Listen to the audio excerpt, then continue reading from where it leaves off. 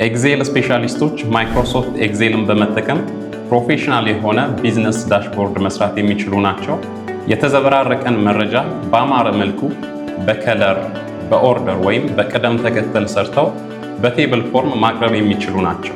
ለምሳሌ ስቱደንት ሪዛልት ስፕሬድሺት ብትሰራ የተማሪ ውጤትን መስራት የሚችል ቴብል ክሬት ብታደርግ ከብዙ መምህራን ላይ ትልቅ የሆነን የስራን ጫና ቀለል ማድረግ ትችላለህ።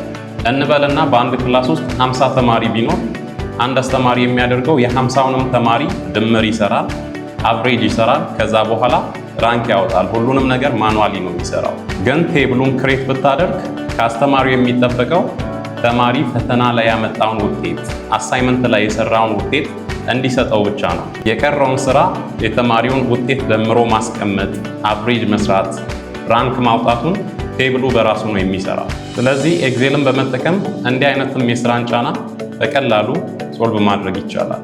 ኤክሴል ለተለያዩ ቢዝነሶችና ካምፓኒዎች ፋይናንሻል ሪፖርት በቀላሉ ለመስራት፣ እድገትና ኪሳራን ለመረዳት፣ መረጃዎችን ኦርጋናይዝ ለማድረግ ትልቅ የሆነ ጥቅም አለው።